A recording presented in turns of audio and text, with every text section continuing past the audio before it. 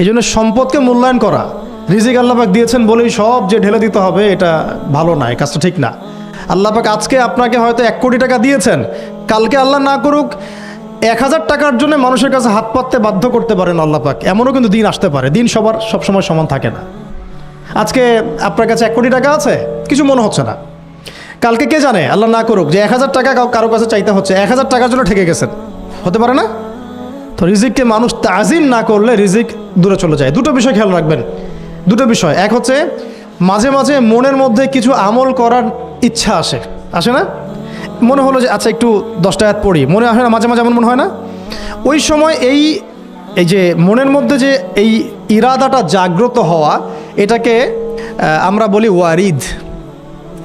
অন্য ভাষায় আপনি বলতে পারেন মেহমান। কি বলতে পারেন? এটা আল্লাহর পক্ষ থেকে আপনার কলবের মধ্যে মেহমান হিসেবে এসেছে। এখন আপনি যদি আমলটা করেন, সেই মেহমান বারবার আপনার কলবে আসবে। যদি আপনি ওই সময় আমলটা না করেন, মেহমান চলে যাবে, মেহমান অসম্মানিত হলে পরে আর আসবে না।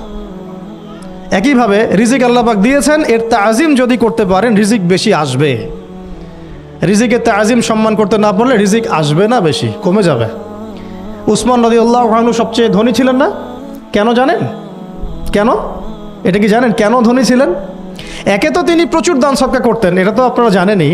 আরেকটা জিনিস অনেকে জানে না, তিনি উটের পিঠে বসেছিলেন, কিছু একটা খাচ্ছিলেন, এই 2-1টা দানা পড়ে গেছে নিচে। উটের পিঠ থেকে নেমেছেন, নেমে সেই দানা উঠিয়েছেন, পরিষ্কার করেছেন, ধুয়েছেন, আবার খেয়েছেন। তার এই 2-4টা দানার কোনো কিন্তু মানে পরোয়া না করলেও চলে, তার প্রচুর অর্থ সম্পদ আছে। এত অর্থ সম্পদ যে তাবুক যুদ্ধের দিন 30,000 সেনাবাহিনীর দায়িত্ব নিয়েছেন। 30,000 সেনাবাহিনীর দায়িত্ব নিয়েছেন। সেনাবাহিনী যাবে, থাকবে, খাবে, তাঁবু টাঙাবে, সব দায়িত্ব তার। 30,000 সেনাবাহিনীর দায়িত্ব নেওয়া কি চারটাখানি কথা? তো এই সাহাবী এই কয়েকটা খাবারের দানা উঠিয়ে খেলেন। নবী সাল্লাল্লাহু আলাইহি ওয়াসাল্লাম বলেছিলেন যে তোমাকে আল্লাহ পাক রিজিক বাড়িয়ে দিবেন না কেন?